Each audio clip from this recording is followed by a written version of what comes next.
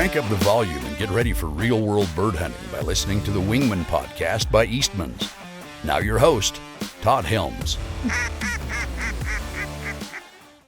Hey guys, while I got you here, make sure you're checking out, or I would highly encourage you to check out the entire suite of Eastman's YouTube content. That includes Eastman's Hunting TV on YouTube. Beyond the Grid is on YouTube. You can also find all of the Wingmen content, obviously, on YouTube, and all of our podcasts. Holy smokes, we have a massive suite of podcasts out there. So we have Eastman's Journal podcast, which is hosted by Ike Eastman. We have Eastman's Elevated, hosted by Brian Barney. We have Eastman's Life of a Bow Hunter, co-hosted by Brian Barney and Dan Picard. That's a tag team one. They talk about all things bow hunting.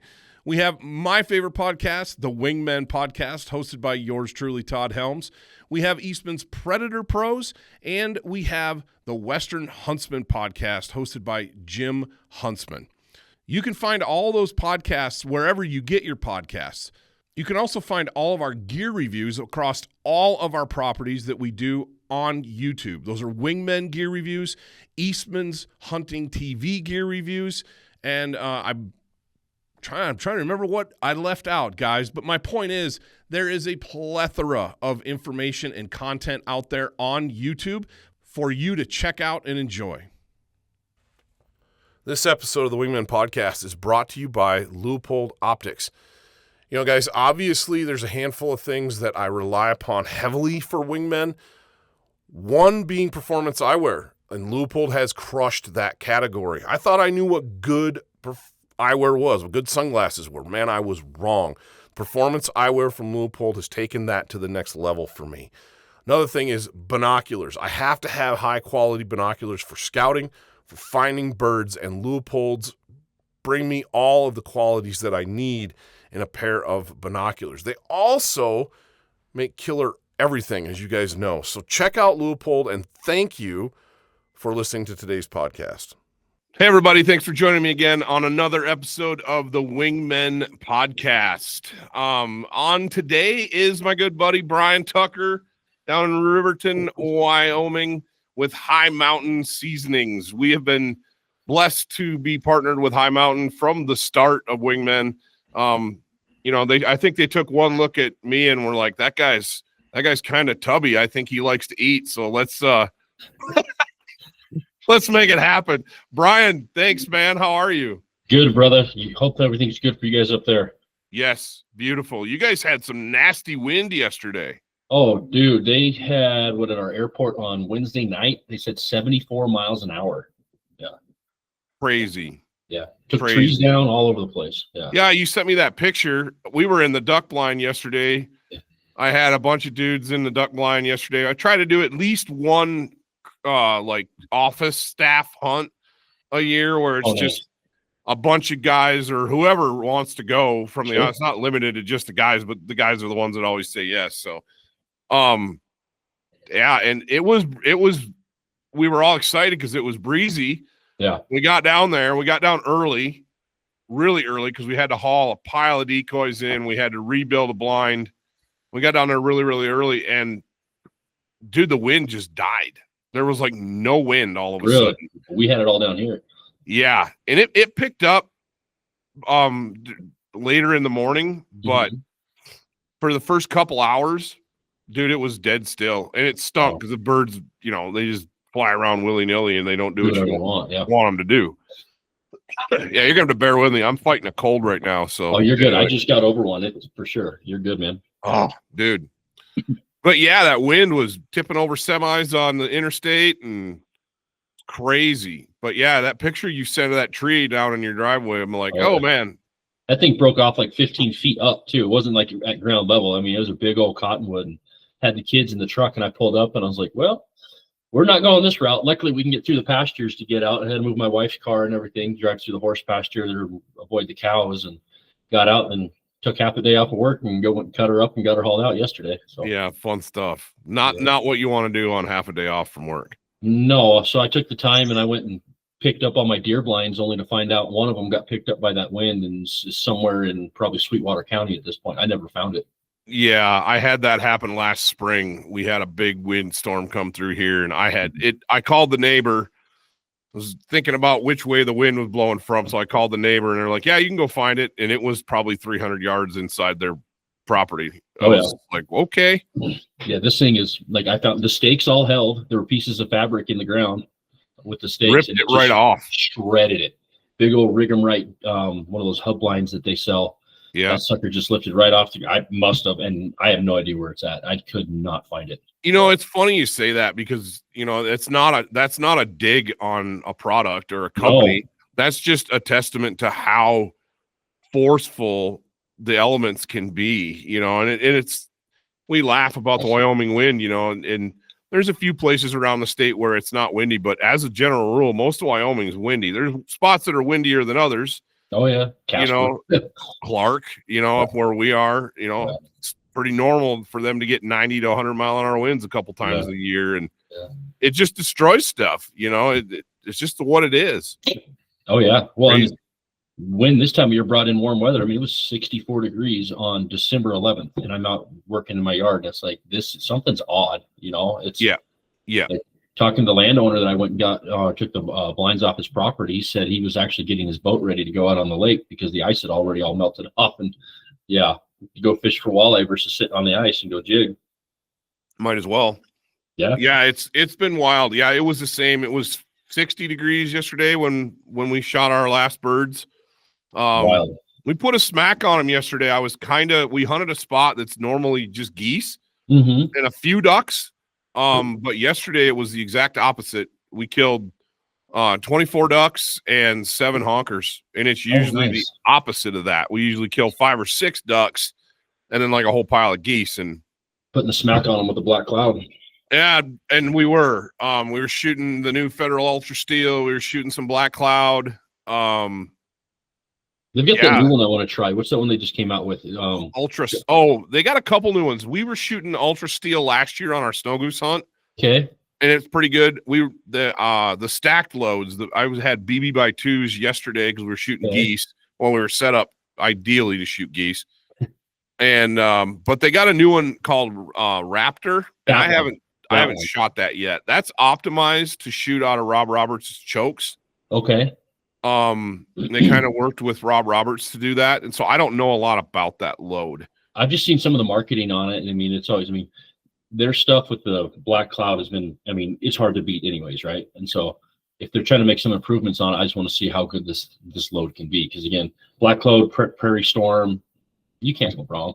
Yeah. You, speaking of prairie storm, you sent me some pheasant pictures the other day. It looks like you've been getting into some roosters. Oh, a little bit. Yeah. We always have like kind of a family tradition for Thanksgiving. We like to go out Thanksgiving morning to hunt. We took off the last 4 or 5 years after I'd retired my old dog, and we lost him a few years ago, but I was starting to get the itch again. And I'm like, man, I got to get back out. I want to go. And luckily my cousin has a pretty good bird dog, a Gordon setter, and she was great. She only weighs like 35 pounds, but that little dog was a machine. So yeah, I like little pointing dogs, dude. Yeah. I like little pointing dogs. There's something about small Brittany's, small short hairs, small English setters, small English pointers. Yeah. Probably because I've got big knucklehead labs, Yeah, there's definitely some finesse to it for sure. Like we kind of talked about with your post the other day, just back and forth, just like on our ideals and stuff like that. And like the short hair I had, he was about 60, 65 pounds in his prime. And we always called them legs and lungs because that's all, and it's just non-stop. And there's something pretty about going on a point. But again, there's so many aspects from every breed that you can implement into a bird hunt, whether it's from waterfowl to upland birds. And that's, to me, the dog makes the hunt. Whether I'm successful in shooting, the dog makes the hunt. Watching them work, watching them just enjoy life. Oh, I agree completely. It was funny, that podcast that you're talking about. I brought it up, and there was one segment in that podcast that we cut a social reel from. One segment, and I was talking about keeping my labs at heel or really, really close to me in certain situations on heavily pressured late season pheasants. Yep. And not making, basically the idea behind the comment was hunt quiet. Yeah. Whether it's, and if your dog can run big and you can be quiet with them, you're going to kill way more birds hunting quiet. in my opinion. I don't care if you're hunting with a pointing dog or if you're hunting with a flushing dog. Yeah. If you're quiet, those birds don't know what's going on. It's almost like hunting in general, right? You're not going to go walk through the deer woods and hunt whitetails or even muleys by having a conversation with your buddy. You're listening about music while you're walking through, right? Yeah, you're exactly right. And so that's what we cut, one little reel, so there wasn't any context. And boy, that thing generated a pile of comments. Oh, it did. Which is cool. I love that. That's what we do this for, is to get people talking, man, and get people interacting. But yeah, the idea that there's one right way to hunt upland birds or one right dog, I don't buy that. You know, the pointing dog guys, that's their thing. And I love a great pointing dog. Mm-hmm. There's, in general, as a broad, I think kind of a broad rule, there's nothing worse than a bad dog on a hunt, whether it's a retriever that has zero manners in the duck blind, that bolt before the ducks have set or the geese have set, and just they're running around. You don't have any control over them, or it's a giant running pointing dog that's bumping birds. You know, 100 yards out, and then the shots are gone. A poorly trained dog, or a dog that doesn't know what it's doing. I mean, that's not very much fun to hunt with. I don't care what the breed is, but a good dog of any breed is fun to hunt over. Yeah. You know, well, it's kind of interesting. I was thinking about, just our text back and forth after that reel came out. I've seen some, waterfowl videos where guys are using short hairs as waterfowl dogs, and it's kind of unique. So again, dogs are versatile. You can use, there's probably guys out there using Australian shepherds to retrieve birds that somehow trained them. It's a lot of the time that we as hunters put into the animal. And yes, like genetically or whatever, like a pointing dog is bred to hunt upland and point, and the lab's kind of your all-around version, right, that you can use for upland or waterfowl. But what we decided to do as the owner, the humans, and we want to instill into that dog and work with them, the opportunities are there. So I guess my point being on this longer ramble is choose the breed that you like, stick with it, but work with the dog. Keep working with your dog, and you can make any hunt as successful as you want. But like you said, if you have a bad dog that you just let's just take out Old Blue that I've never taken hunting, you're going to have a pretty bad experience. Well, and to be honest, it's usually not a bad dog. It's usually a bad owner, undisciplined owner. That's usually what it boils down to. Oh yeah. But yeah, you talk about, GSPs in the duck pit or the goose pit or the duck blind. My friends down at Platte Basin Outdoors in Colorado, that's what they run. They run German short hairs, and they do great. They do great. Now they have Labradors as well, and there's definitely things that the labs just do better. But for dry land retrieving, those GSPs work great, man. It's just funny, and in my opinion, I'm kind of with you. A bird hunt's not a bird hunt without a dog. Yeah. And yeah, that was what was funny yesterday. We talk about back to the idea of being quiet.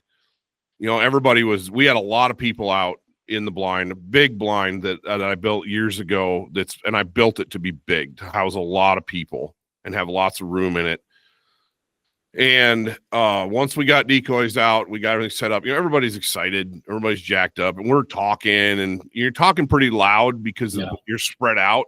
Yep. And there were multiple times where birds would sneak in on us, or we'd get birds working, and people were talking too loud. Yeah. And birds wouldn't finish, and it was kind of like, hey, guys, we're moving too much. We're talking too much. When we start working birds, let's remember, just be quiet. Yeah. And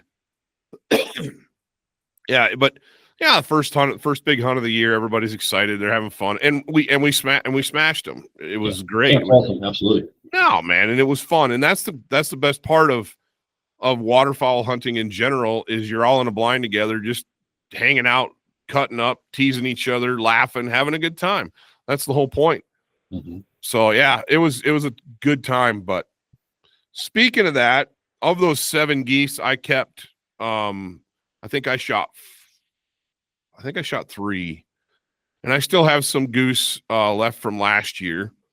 And we're going to do probably next week, maybe the week after, just because of Christmas and everything just crazy right now. Mm-hmm. We're going to do a high mountain jerky review. Okay. on a new product that you guys have out that I have not used before. And I'll show you guys what I'm talking about. It is the High Mountain Jerky Wild Goose Jerky Kit. Yep. You guys have seen me do reviews on those on our YouTube channel, making whole muscle jerky. I think I made some ground jerky one time on the video, and I saw these kits on your website, and I was like, I know what I'm going to do this video on. It's going to be that new jerky kit, and we're going to grind it up, use the jerky gun, make ground up ground jerky. Perfect. Which my kids like better when I make it out of goose. I don't know. I think it spreads the flavor out through it more evenly, and they like that ground up jerky better when I make it with goose.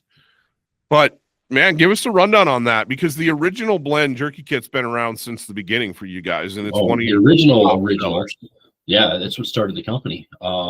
Here in about 3 weeks, we'll be at year 35.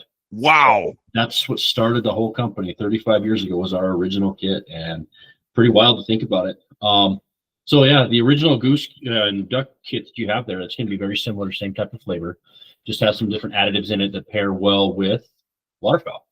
And it's a dark muscle meat. But if you get some of that, especially grinding it, I like to do that as well, like you're talking about, because you can get some of that excess blood out of the goose or duck breast. A lot of times that's what kind of throws people off for that wild game flavor. It's because it's a very dark meat. It really is, really high iron content. Yeah. And that's what, when you overcook game birds, waterfowl in particular, but any dark meated game bird, when you cook it well done, that's what turns people off of it. Chalky, livery. Yeah. It's kind of dry, and it tastes that iron taste. It gets really pronounced in overcooked waterfowl in particular. Yep.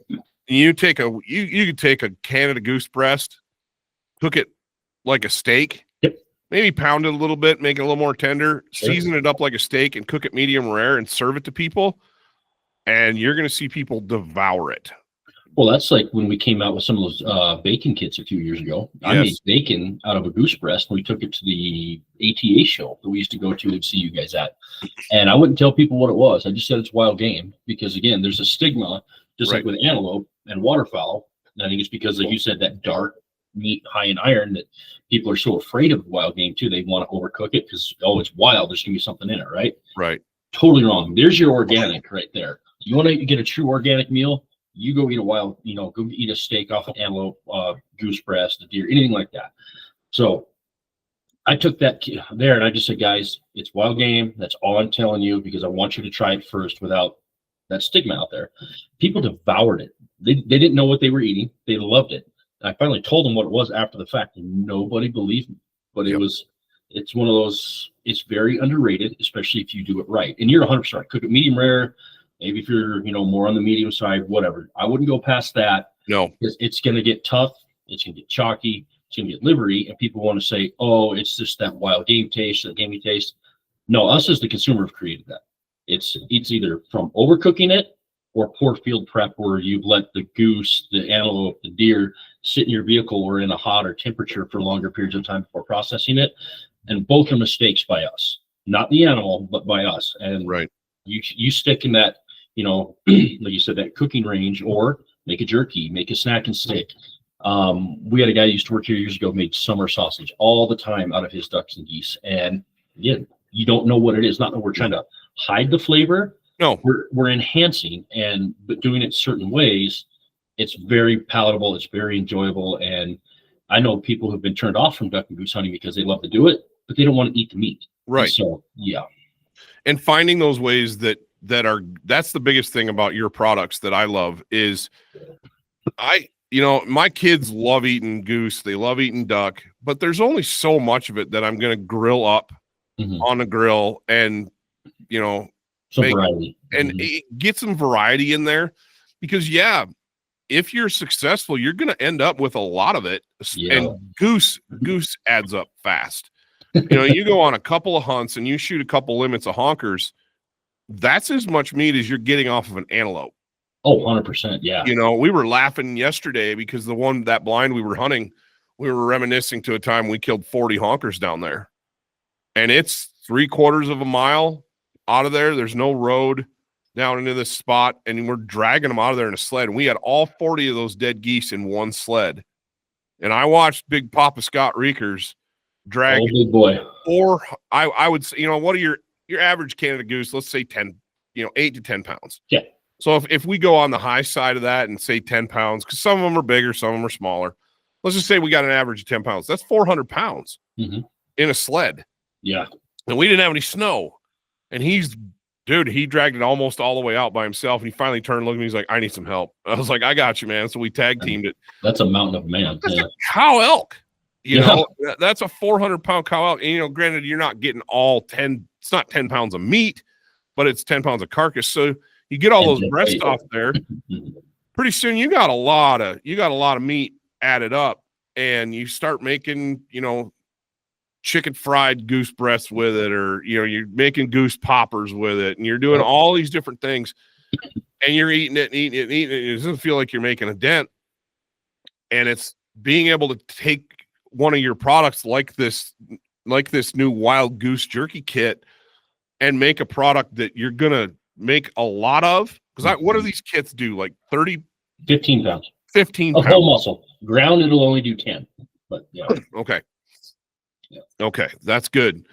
But so you're looking at one kit makes 10 pounds. That's a lot of meat. There's 2 or 3 geese used up right there. Yeah. That's a lot of geese. That's a lot of geese ground up, chopped up, ground up, cleaned up, and made into jerky.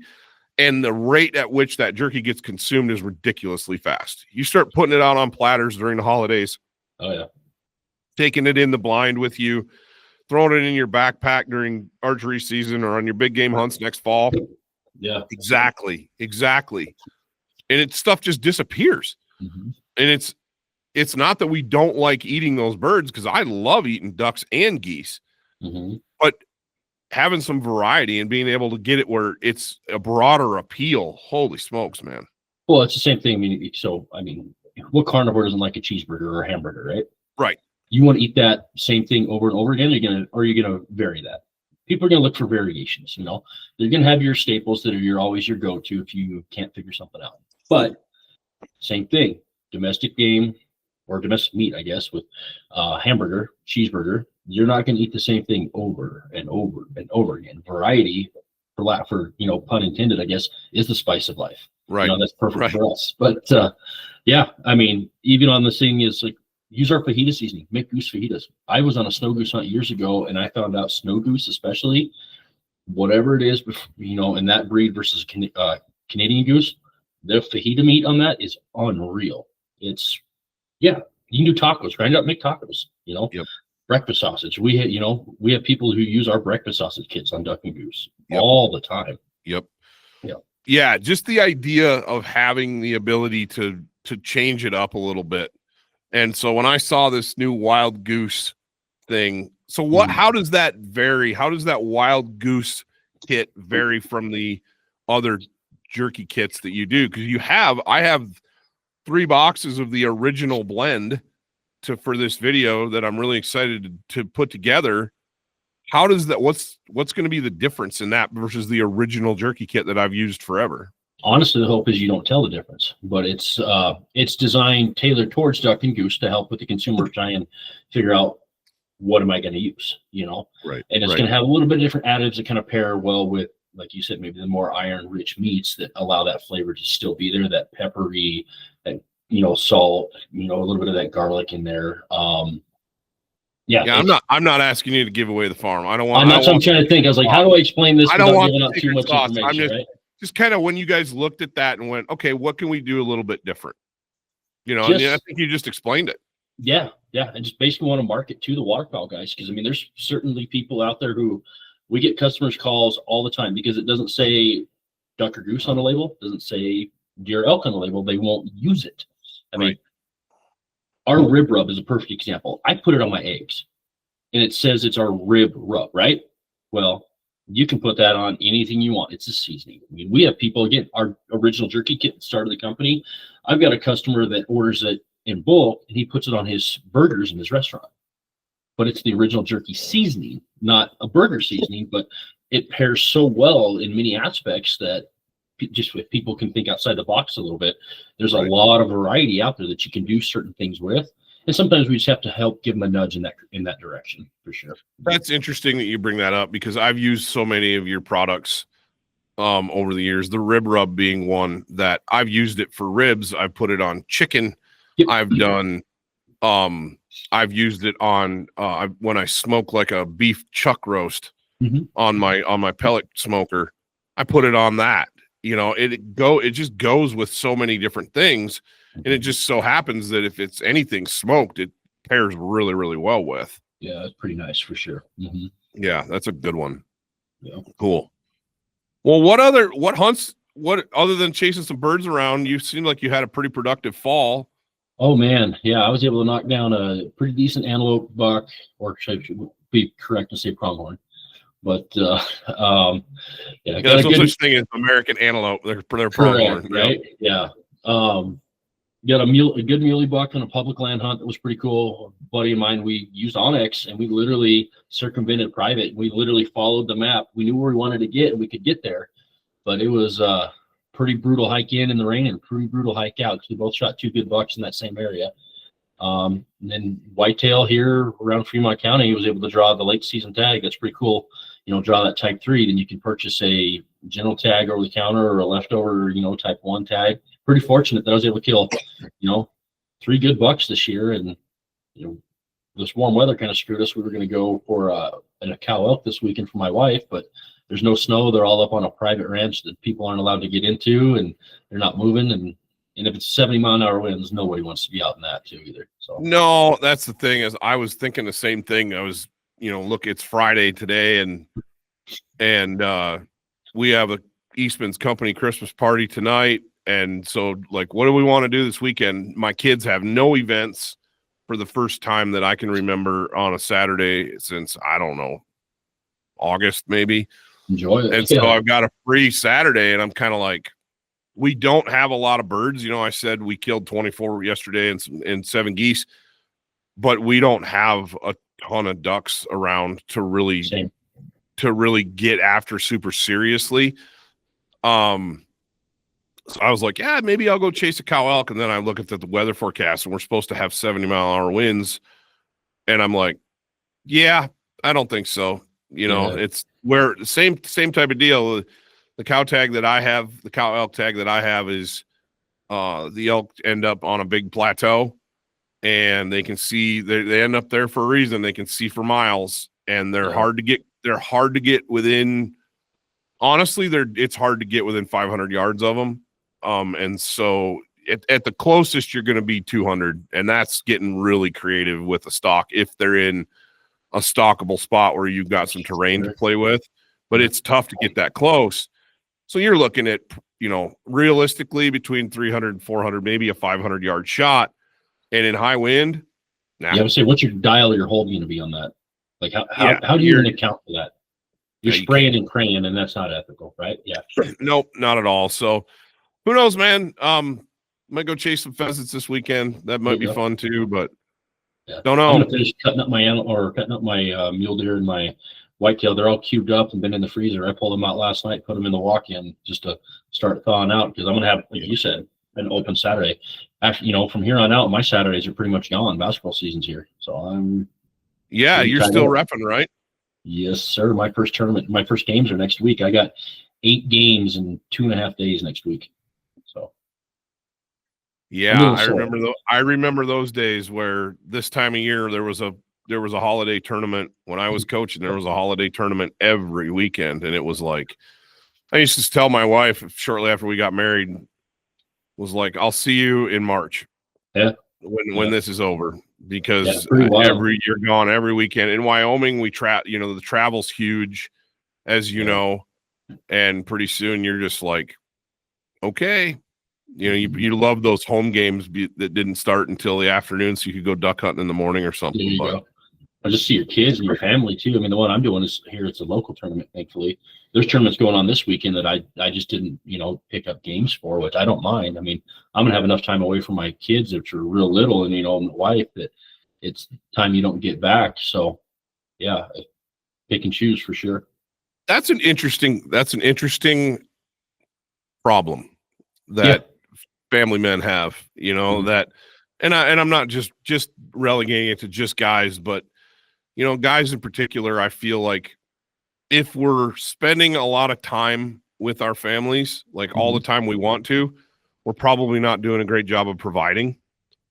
But if we're spending a lot of time providing, we're not doing a great job at being, home and with the family either. It's a hard balance. It's a hard balance, and it's something that I don't think gets talked about a ton.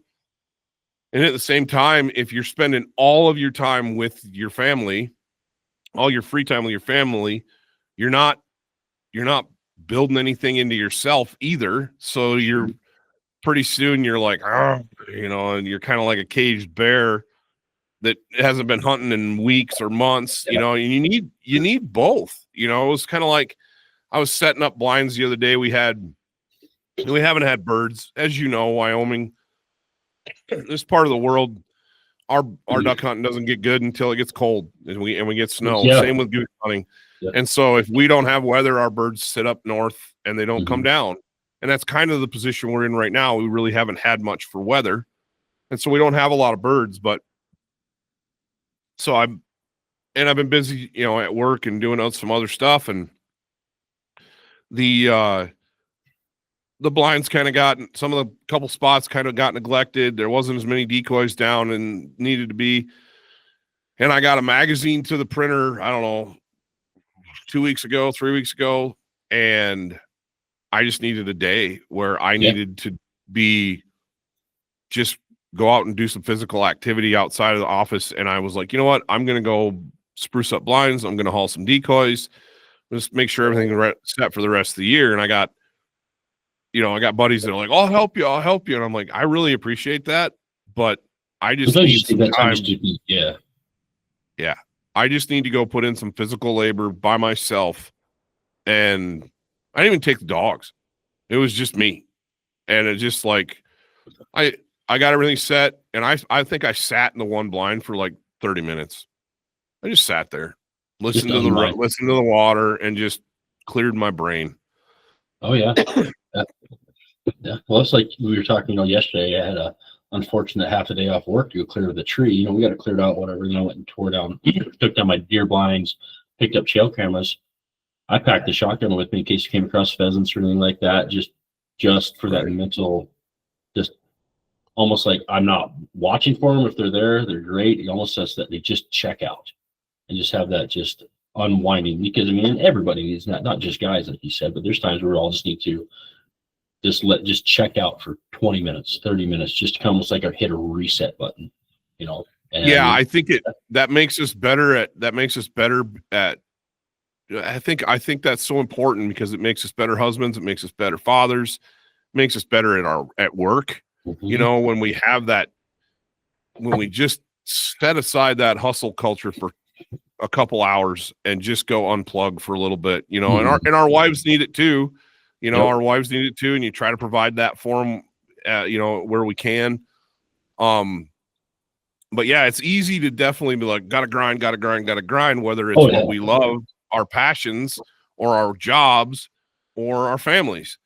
And man, pretty soon you can grind yourself right down to just a empty husk of a human being if you're not careful.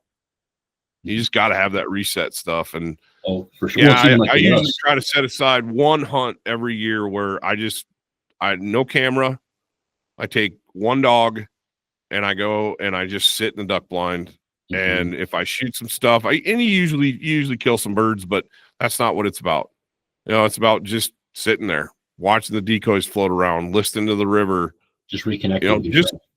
Just chilling, just chill. And it doesn't have to be a lot of that, but every now and then, man. And my wife gets it. She'll be like, I think you need to go hunting, or I think you need to go fishing. Just go. Yeah. And it's like, yep, she's right. Cause I always come back better, better version of myself for sure. 100%. Well, it's like you were saying, though, like just grinding yourself down. You and I are blessed to work in an outdoor industry that a lot of people would kill to work in, right? Absolutely. Where this is, whether it's like, working for Eastman's Hunting Journal, working for Mountain Seasoning, these are like potentially dream job scenarios for people where we're in it. We are in the hunting space. We are in the fishing space, just outdoors. And we need, I mean, and not that we take it for granted, but sometimes we get so focused on the grind because we love what we're doing, we forget about ourselves and be like, well, I do need to take that step back, take that step away, Right. Just like you said, to recharge and become the better version of yourself. I mean, I had an antelope hunt. My cousin from Iowa drew a tag, so he came out for a week in September, and so I took the week off to go with him. After that week, sure, physically a little tired, right? Up early, out late hunting. We hunted sage grouse at the same time. The season was over. It was great.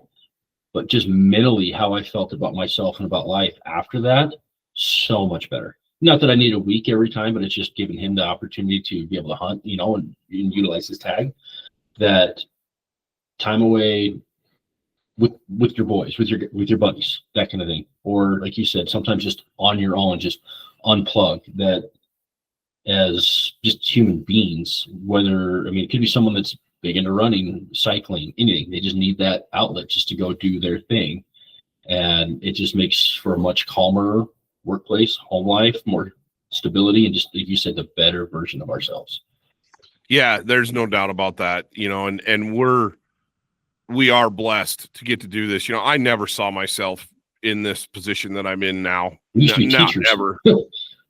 Yeah, exactly. You and I were both in education, and I loved that. I loved being a teacher. I loved being a coach, you know, and I saw myself working into administration, in before it was all said and done.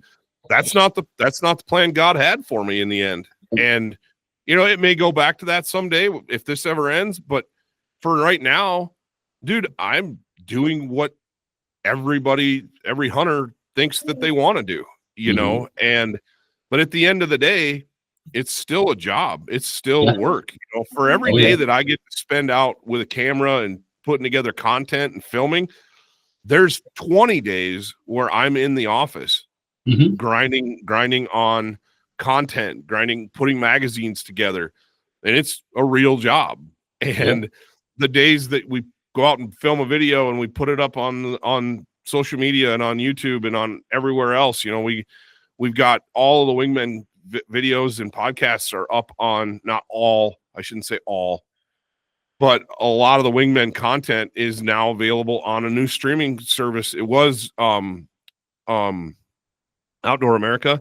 I believe now it's called Field and Stream TV. Okay, and it's loaded on your streaming. It's loaded in your streaming devices on your TVs. And if it's not, you can add it as an app on your smart TV. And it's just it's another outlet for us to deliver content, what we love to do. And I am blessed to get to do that. But dude, there's a lot of times I'm like, I don't want that camera in my face. I love doing this stuff. I love doing this stuff, but I've got 14 other irons in the fire, and and it sounds like I'm whining a little bit and I'm complaining, and I'm not. It's just, it's still a job. It's still a job. There's still work that has to be done.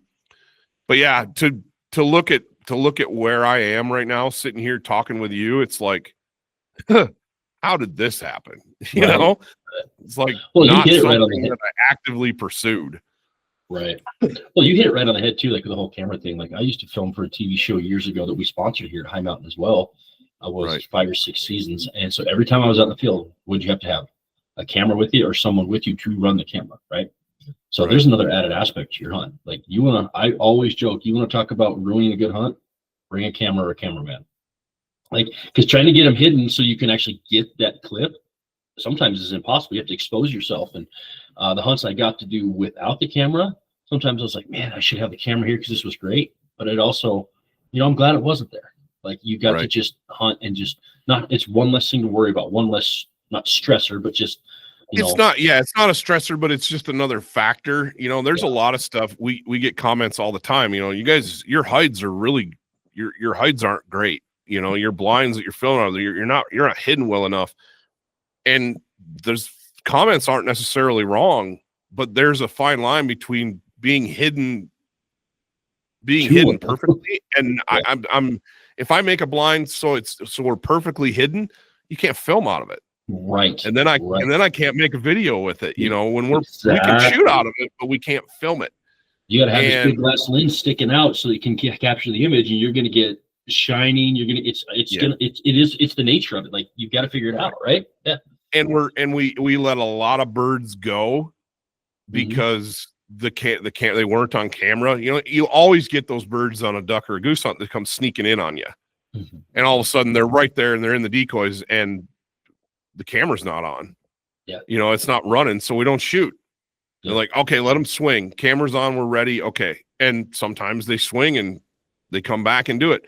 I shouldn't say, but at least 50% of the time, though, they just keep going. Sure. You know, and it's like, well, we missed that opportunity.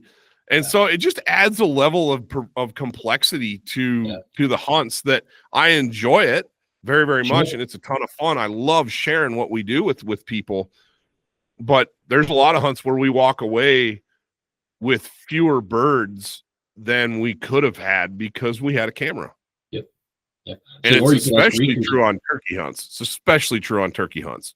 Oh, I was just going to say, yeah, you ought to ask Reekers about a turkey hunt where the cameraman had it focused on what he thought was the turkey, and Reekers killed it, and it wasn't. Yeah. Yeah. Yo, no, that happened. That stuff happens all the time. It's the same with filming big game hunts. The upland stuff, we get a lot of requests for upland content. And just to be completely honest, dude, that's the most difficult thing to film. Oh, yeah. Because on that, would a pointer be better or a lab? It depends on what you're doing. You can do it with either. If you're hunting birds that hold, you know, that are more apt to hold, a pointing dog is definitely gives you more control because the dog goes on point. You can get everybody, you know, you get the camera ready and you go up where if you're hunting pheasants with a lab and it's, you know, you're hunting thick stuff, cattails where thick brush where a lab really shines, or any kind of flushing dog really shines hunting pheasants. Yeah, your camera person has to have that camera running pretty much all the time, you know, and because you don't know exactly when it's going to happen. Right. But so, yeah, I would say probably ideally the pointing dog works best. But like when we filmed our sage grouse film that we put together years ago, I don't have pointing dogs, and we ended up hunting with Ed Arnett on that hunt. He had a lab, I had a lab. He had a young poodle pointer that wasn't ready yet. He was just starting to figure things out, and so we used the labs, and it worked. We got almost every bird on camera. And it worked really, really well. But those camera guys were working their butts off. You know, we had a lot of video to parse through to get those handful of flushes and kills on camera. Well, that's part of why I asked that question. Yeah, because like, you know, people don't really realize, especially for a video like that, what it takes for you guys to get that on camera. Like just knowing the background. It's a lot. Yeah, it's a lot. Every time we have a new camera guy this year that we hired, and we started him out on big game stuff in the fall, and you know he's learning how to do it, and he's a pro. I mean, the guy he's very, very good at what he does, and all the folks we have running cameras are really, really good at it. But I warned him. I said, when you start filming Wingmen stuff, it's going to be way different, and you're going to miss a lot of stuff because it's so much more dynamic and faster than a big game hunt. You know, you're not making a stalk and getting everybody's in position, and you're communicating like, okay, I'm ready, I'm on them, let's do it. There's birds, they're in the decoys, you know, they're circling. You might have a few seconds to get everything squared away as they make their final approach swing, and boom, they're in it. You know, field hunt's a little different because you see the birds coming from a long ways away typically, and you've got time to get everything squared away. But a lot of these river hunts that we film, well, birds are on you pretty quick. Yeah. And so there's a lot of times that very first pass, that's your best shot. And if you're just hunting, that's when you're going to take the shot. But no, we weren't ready. Let them swing, let them set up, and then you're trying to finish them. And yeah, we don't kill a lot of birds because the camera wasn't ready. The camera wasn't on. But, it's just part of what it is. And again, it's going to sound like I'm complaining. I'm not. It's fun. And it's gotten to the point, Brian. Yeah.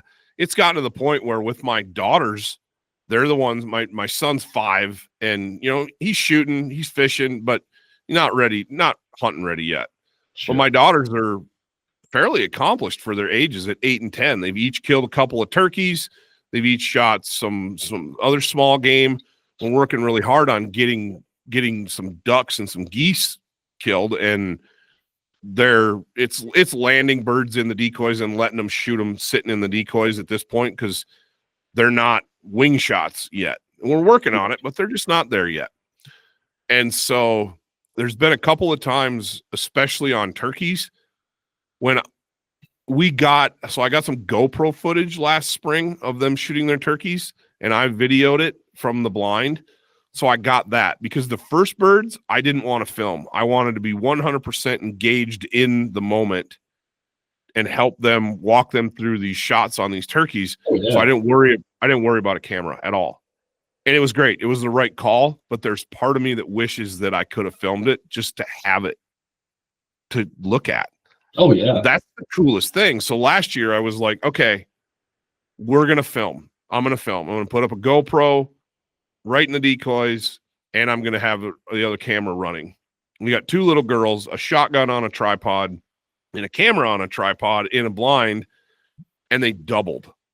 They were both like, we're going to shoot gobblers, Dad. We're going to shoot gobblers. Because I let them shoot whatever they wanted for their first ones. And my oldest daughter shot a really nice gobbler. He had beard rot, so he had a little tiny stub of a beard, but he was a big, mature bird. And my youngest was 6, I think. 7. 6. She was 6 when she shot her first turkey. And shot a Jake. That's what came in. So she shot a Jake. Well, last year they're both like, I want to shoot big birds. I'm like, okay. We had some Jakes come in first morning. We're out. They come storming in, and they're all over the decoys, and there was no hesitation. They were like, we're shooting them. And I was like, girls, they're Jakes. You understand that, right? I don't care. We're shooting them. So I was like, okay. And I got it all on camera. Awesome. They doubled. Jakes are dumb, and and the decoy's right there. And my youngest tips over the first one. It was her turn to shoot. She tips over the first bird, and the Jakes kind of go off camera. And then I called to them, and they come back. And then my oldest is like, I want to shoot one. I was like, okay. So we get the gun reloaded, bang, and we got them both on camera. So it's super cool. I don't know if we'll actually do anything with it, but it's cool. And having the camera there for that was really cool because, it added a monster level of complexity for me managing 2 little girls trying to shoot turkeys and run a camera at the same time. But we've got it, and it's something we can go back and look at and show them. And it's cool. 20 years from now, you're going to be like, girls, look what we did. Yeah. I know. Yeah. I know. Yeah. I know. And that's the coolest part. That's the coolest part of doing this. Really is. You've been on a couple hunts with us. Yeah. That we filmed early on. And it's just fun to be able to go back and look at some of that stuff. And it's not really an ego thing. It's just, it helps me relive some of those moments when you go back and you're like, oh yeah, man, I remember that.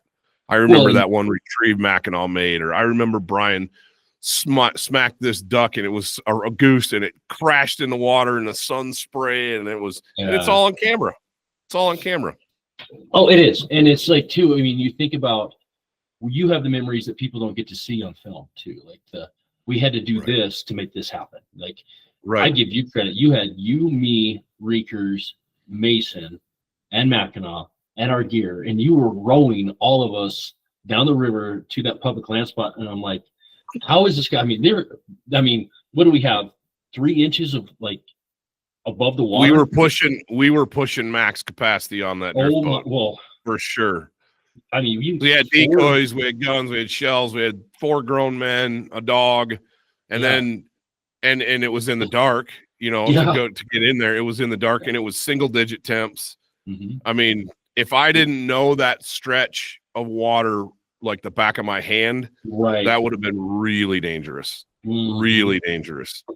That was wild. But, I mean, that was a great hunt, great day. But that was just thinking about what we did to make that happen too. It was just like, this was crazy. It was a great day though. I mean, it was a ton of fun, you know, and I remember that day, like the first spot we initially wanted to set up, the birds weren't using it. They didn't want to be in there, and we moved and nothing really worked. And that second spot, and then it was like all of a sudden we moved down another, I don't know, half mile, 3/4 of a mile, and literally it was like that we found the exact spot where the birds wanted to be, and we spent the rest of the day in there just pounding on ducks. It was and then watching Mackinac on the retrieve. That was for the hunt. That was one of the highlights, you know, watching that good dog work.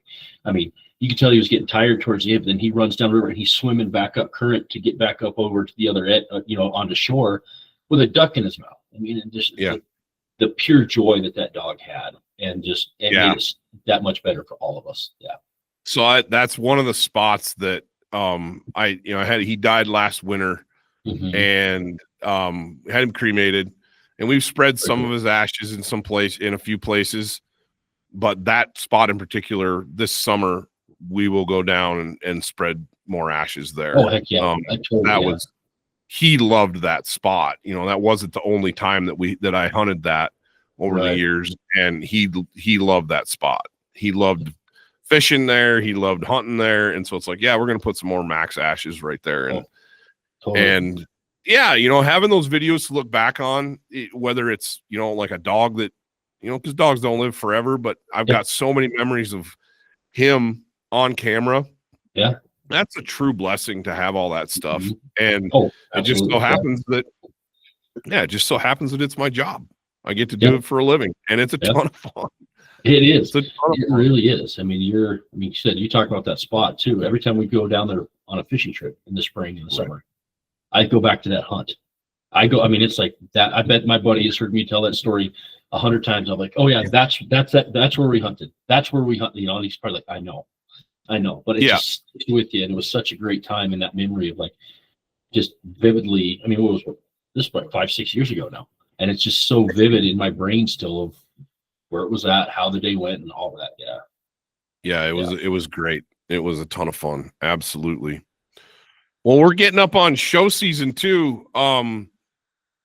Obviously, folks can get your products online, get all the High Mountain products online, and I would highly suggest that you go to the High Mountain website and look at the full line of what they have.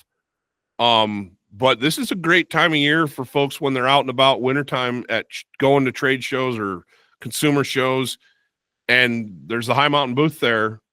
Stop in and see Brian and ask him questions. You know, that's one of the things, like, you know, this seasoning, that's fajita seasoning, for example, you know, hey, tell me more about this. Go, and you guys, when you have booths set up, you usually have product there for people to try.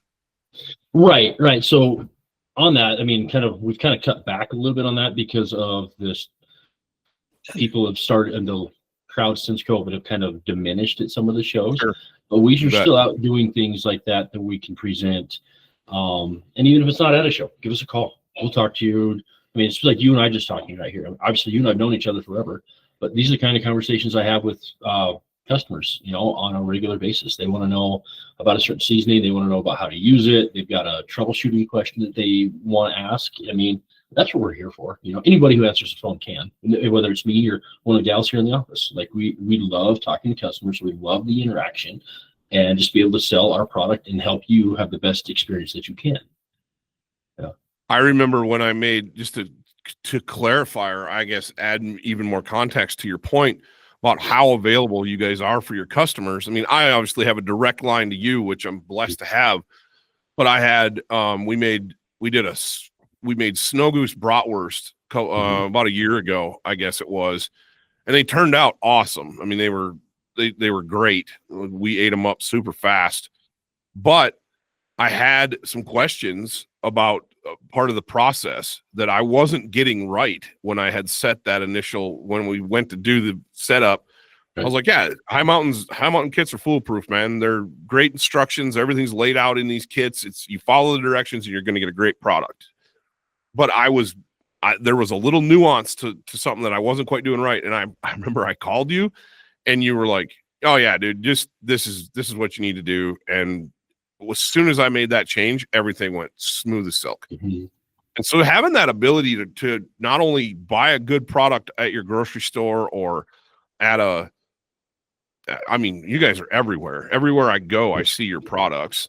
Yeah. Or order it online. You know, being able to call you guys and ask questions is just for a consumer to be able to call somebody and actually get a human being on the line instead of an AI recording that's rare. And you guys do a really good job at that.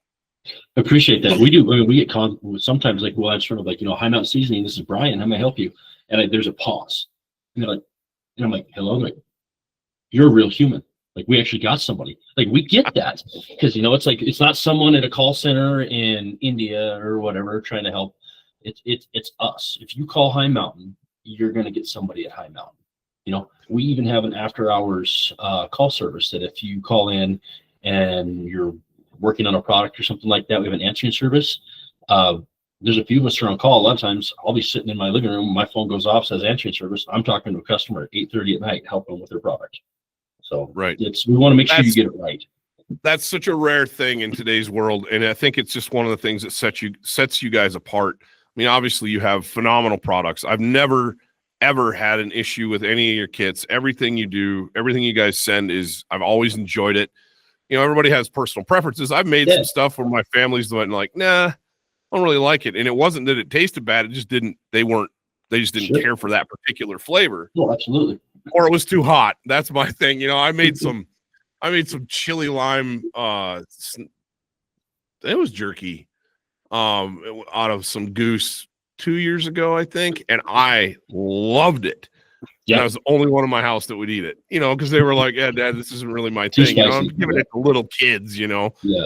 And so that's why I think, the original blends is the go-to. It's what started the company. 100%. And that's the one. If you're new to this, if you're listening to this podcast and you're brand new, start with the original blend jerky kit. Mm-hmm. Give that new Wild Goose Jerky blend kit a try and follow the directions. When they say plastic bag or glass bowl, do it. Don't put it in a metal bowl to cure or season overnight. Follow the directions to a T, and you're going to get a perfect product every single time. And just the consistency of the products that you guys put out, the fact that I can DIY some stuff in my own kitchen and have it be better than what I can buy in the store. It's awesome. I love being able to take stuff out of my freezer and just make it. You're talking about butchering stuff. I've got a whitetail doe and the mule deer buck I shot this year. I didn't have time to butcher them. And so they're broke down, they're ready to go, but they're in the freezer. Yep. And over Christmas, I'm going to have a few days where I'm not at work. I got some time on my hands. They're going to get broken down. They're going to be made into sausage. They're going to be made. I love the jerky kits, but dude, your breakfast sausage kits are money. I mean, money. And again, I like the hot ones. My family's like, Dad, can we just make Mountain Man? We just really like Mountain Man. And so we have a lot of antelope sausage and venison sausage. Oh, duck and goose breakfast sausage. Yeah. And, they'll tell you, make small batches until you get it figured out. Well, I've done it so many times now. I know. I don't even measure things anymore because I've done it so much. I'm like, yep, it needs more of this. You just know. Yep. So you put it together. And I make big batches because we go through it so fast. Mm-hmm. I'm not buying breakfast sausage in the store. I'm making it out of what we take from the field. And I make big batches of it. I think right now I have 40 pounds of antelope breakfast sausage in the freezer from the buck I shot this fall. Okay. And it's like, it'll get eaten. That 40 pounds will be gone by Easter. Sure. And so it doesn't have time to sit in the fridge and go get old tasting. Yeah. Because I don't care what and I think this is just a note that I've found of processing wild game. When I mix it with pork fat or like a pork shoulder or something like that, if it sits in a freezer for more than 6 months, it does get old tasting, and it's the pork. You know, you take a pork roast or something out of your freezer that's been in there a long time, and it usually tastes old. Sure. That's just what I've noticed. And I don't care, you know, what you do. So if you're new to this and if you want to do some of this stuff, I would say, yeah, make a small batch of it, eat it up, and then make more, because the fresh stuff's always the best product. Right.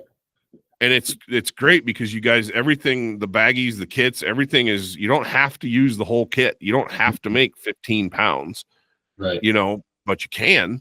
And that's what I do because we eat it so fast. Right. You know, my wife's constantly making, you know, putting goose breakfast sausage into different recipes, and it's just gone. All of a sudden, it's just like, wow, there's a lot of white space in that freezer. It was full not that long ago. I would fill it back up. Yeah.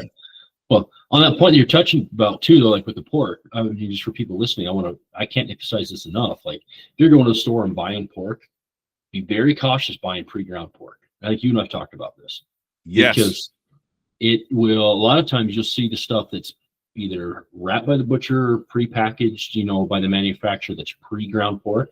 Check the label. You'll either see a salt or saline solution that is there to keep that pinkish, reddish color so it doesn't turn gray like meat does when it's got oxygen and air to it. Right. It'll be 10 to 12%, somewhere in that range, but all that is salt in the product. So then you go and add seasoning on top of that. You're adding salt to salt. We've had people call up all pretty upset because their product is too salty, and we get talking through it, troubleshooting, we figure out they have bought pre-ground pork at the store, which I get the, you know, the convenience. Yeah, the convenience. But you're going to be grinding your antelope, your deer, your duck anyways. Get the shoulder, you know, get the trim, whatever, grind it together at the same time, just to avoid that. Like, you very definitely check the labeling on a sausage product when you're, even if you're not using high mountain seasoning. For anyone out there making it, a lot of times there is an added salt or saline to it that it's going to throw that flavor off. Yeah. It's interesting you say that. And I remember talking about that in prior podcasts that you and I have done, because I have done that. I've made that mistake and I learned from it after talking to you about it. But one of the things that, you know, this is just a meat processing thing. It's not necessarily a high mountain thing, but I'll make about 25% of my ground meat. I will set aside and it's usually big game, and you're making, you know, burger out of it. And if I've got to the point where I don't add any fat at all to my burger, you know, if I'm grinding up an antelope or elk or a deer or even goose for that matter, and I just want that ground meat to conveniently thaw out and add to other things, I won't put any fat in it at all. I'll just freeze just that meat. And then if I'm cooking up tacos or anything else, I'll add fat as I'm cooking it. Sure. And that works really, really well. But one of the things that Brandon Mason stumbled on years ago, they went to make some breakfast sausage and ran out of seasoning. They didn't have enough. And so he had used bacon ends and pieces, the bulk packs, like 3-pound packages of ends and pieces. Well, those ends and pieces are all the trim that you get off these nice, pretty slabs of bacon you buy in the store. So they're extra salty anyway, because they're the ends that are extra salty. And they just ground all that, the ends and pieces bacon up, and then mixed it in with the whatever they had, and they froze it just like that. And they made some burgers with it, just at burger patties. He's like, dude, that's the best burger I've ever eaten in my life. Yeah. So we all started doing that, and no seasoning in it at all. It's just the ends and pieces bacon, and we label it bacon. Yeah, it's pre-salted, pre-cured. The bacon is, and you add the extra ground meat to it, and we just label it bacon burger. And dude, for making like smash burgers or putting it in like a cheeseburger, some sort of casserole or something, holy smokes, is that game changing. And I've done it with goose, I've done it with ducks, I've done it with antelope, I've done it with elk, deer, whatever. We'll have at any one time, we'll have 10 to 15 pounds of that bacon burger in the freezer, and you just get it out. Now, I don't particularly care for it in like tacos or spaghetti or anything like that. But anything that you want that little bit of bacony flavor with, holy smokes, man! Smash burgers. I made Canada Goose smash burger. No, Snow Goose. I made Snow Goose smash burgers for a bunch of guys. And I had a bunch of ground Snow Goose. I ground up bacon. I mixed it all together and I made them fresh. Those guys were just like, dude, this is one of the best smash burgers I've ever had in my life. Mm-hmm. What is this? I'm like, that's Snow Goose.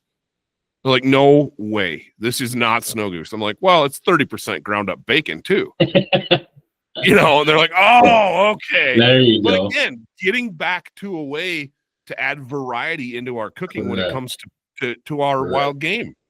Yes. You go on a Snow Goose hunt and you might kill over couple days, you might kill 150, 200 birds. Everybody wants those days where you kill 200 in one day. Well, you end up with a lot of, yeah. You got to clean them. And you're like, why did we do that? Oh, it was a lot of fun, but this is just the work part. Yeah. So it gets to that, but now what am I going to do with all this stuff? Well, using your high mountain kits to make jerky, to make sausage, to make summer sausage, to make snack and sticks, whatever. But honestly, just adding those bacon ends and pieces to ground game meat is a game changer. Oh, yeah. An absolute game changer. Yep. I've been doing that same process you're talking about for years. I used to do that because I used to process privately for people, just the wild game. And if they wanted a burger, I tell them what I'm doing. And the difference is night and day, especially for, like you said, hamburgers, smash burgers, stuff like that. Absolutely. That bacon ends and pieces, get a little bit of smokiness, a little bit of that bacon flavor. It's huge. Yeah. And to the point where like my kids are like, Dad, can we have Snow Goose smash burgers? Or Dad, can you grind up the rest of that duck and make smash and with bacon and make smash? They love it. Good. Yeah, man. As long as it's getting eaten, let's do it. Yep. At the end of the day, if we're not wasting stuff, if it's not getting freezer burned because it's sat in there for a year or 2 years, if it's eaten, if I get to July and August and I have to go to the store and buy some burger, I've done my job as a hunter. Yeah, I've done my job as a hunter. I've consumed it. I've enjoyed it. And I just, and like I said, back to what you guys do, I think you just make that process just easier for everybody and so much more enjoyable. It works really, really good. And with us, you're always going to get a premium product. We have no fillers. We're not going to go cheap. We get the best that we can find and we can source, which obviously adds a little bit to the cost, but it's always like you get what you pay for, right? We're not the 99-cent bottle that you can buy at your everyday store. We're premium, top quality products, and it shows in the finished product. I think so. Yeah, I think so. And folks listening to this are being like, okay, yeah, you guys have beat that horse. Holy smokes. But it's true. When I go to the store and I'm in a pinch, because let's face it, when I need something, I call Brian Tucker and I'm like, dude, I need 3 boxes of this. And 2 days later, it's sitting on my desk. Absolutely. But I've also bought a ton of your stuff in the store when I'm like, okay, I need this now. Right. And I go buy it. And I can find it anywhere. And part of that is because we're a couple hours apart. You guys have done an awesome job creating a chain of supply where folks in Iowa or Missouri can get this stuff. They don't have to necessarily order it off the website. They can. But a lot of times you go to I don't know if you guys are you in Bass Pro? Yeah. Bass Pro. So every major sporting goods chain carries us except for Dick's Sporting Goods. Everybody else has us. That's what I thought. Because I bought it at Shields. I bought it at Cabela's, Bass Pro. I bought it at Sportsman's Warehouse. You name it. I've bought that stuff and I've seen it everywhere. And I'm guilty of, that's, I think what insurance company has those? It's Progressive, I think, where you're turning into young homeowners turning into their parents or something like that. Yeah. Those commercials are hilarious. But I'm in danger of turning into, my dad giving unsolicited advice in retail stores. And I'll see people that are like looking at high mountain stuff and hey, I use that, or try this one, what are you making? I'm guilty of turning into that guy because I like the stuff so much. And I'm like, I want other people to try it because I know they're going to like it too. Yeah. It's just funny. That's funny. Awesome. My wife's Yeah, it's great. Actually, you talk about the sporting goods chains, though. I mean, you mentioned Missouri, Iowa. I mean, Farmer Ranch in the Midwest, especially. Farmer Ranch chains, we are big in those. I mean, you'll see us all from grocery stores, some convenience stores, obviously it's butcher shops, anywhere in between. There's a lot of ways we can fit, and there's a lot of companies that carry us. Yeah, I guess my point with that is, if you're listening to this, maybe you haven't heard of High Mountain, go to the website, check everything out. And then, if you don't want to order off the website, I would personally, but then you see the product in your, at a Farmer Ranch store or at a grocery store or at a big box, sporting goods retailer, try it, buy it. You're going to love it. That in the if you want to make jerky, I'd say start with the original jerky blend. Absolutely. I've never run into anybody that was like, I don't like that. Some of the other blends you guys have, there's personal preference. Like the chili lime one that I made, I loved it. My family didn't really care for it. Right. But that was just personal preference, But the original one, if you're getting your feet wet, man, I'm really excited to put this new Wild Goose blend that you guys have to the test. I know it's going to be good. I'm just excited to try it and make a product. And my kids are excited too. They're like, Dad, when are you doing that jerky? When are you making the jerky? Because they're little carnivores, man. And it's funny. They're at that age, 10, 8, and 5.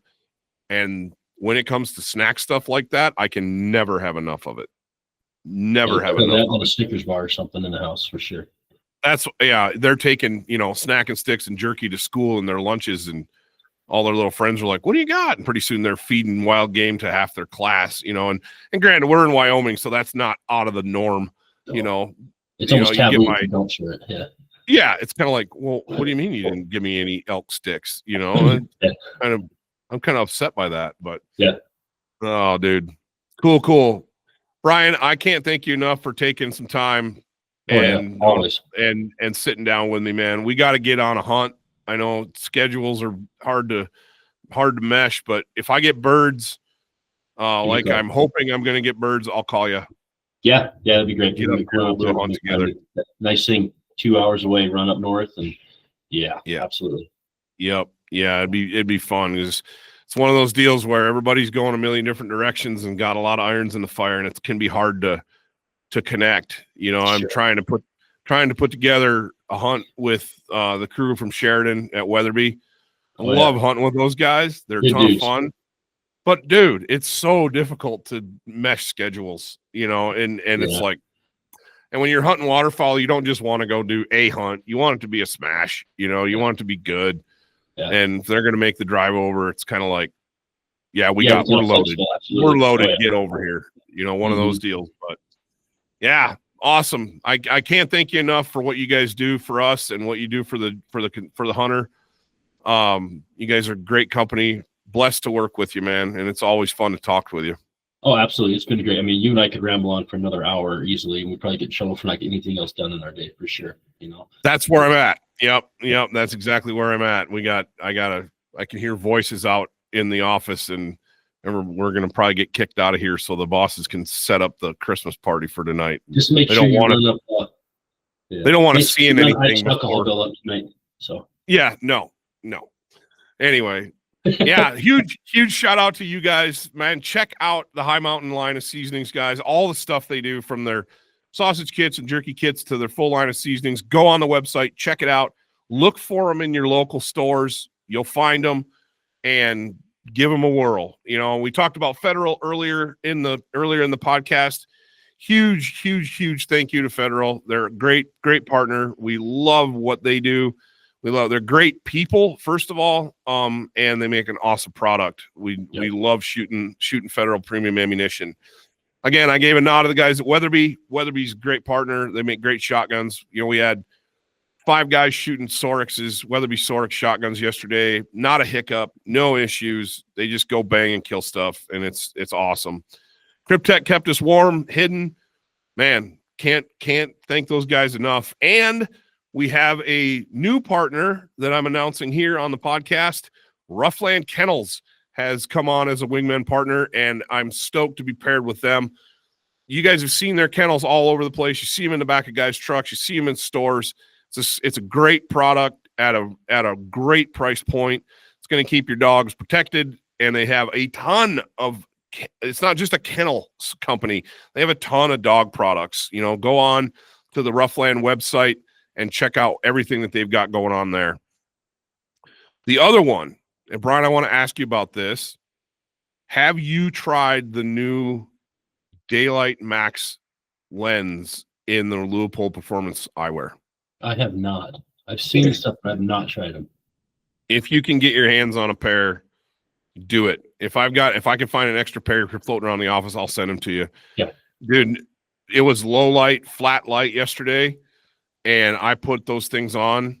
They're incredible. They keep your eyes protected, obviously, like you need from performance eyewear. But, you know, a lot of times hunting waterfowl, especially we're hunting lower light conditions, flat light like it was yesterday, it was overcast, and a pair of sunglasses, if you will, you don't want to wear them, you know, because they're too dark. This lens, this new Daylight Max lens, it just makes everything pop. It gathers light, it increases contrast, and I love them. I absolutely love them. You go from, is that a drake? I can't tell, to there's a drake, there's a drake, there's a drake. You're picking out. When I was in North Dakota, we had a day that the light was, both days I hunted pheasants up there, the light was really flat. And the first day I didn't wear the glasses. The second day I did. And the difference in being able to tell a hen from a rooster was unbelievable. Like the second day I was like, that's a rooster. That's a rooster. You know, they get up, fly straight away from you, and you're like, I'm not sure. There was no doubt. So I'll see if I can find a pair and ship them to you, dude, because they are awesome. They are awesome. Same goes for you guys listening to this. Thank you to Leupold. You guys are phenomenal. You make a great product, and we are stoked to be partnered with all of our great partners. So with that said, Merry Christmas, dude. Same to you, brother. Hope you guys have a good one. And if you're traveling, travel safe. Otherwise, enjoy some time up there in Powell. Yep. I'll holler at you when we get birds. Yeah, please do. That'd be great. It'd be a good time. Yep. Thanks again, dude. I'll talk to you later. Anytime, brother. Talk to you later.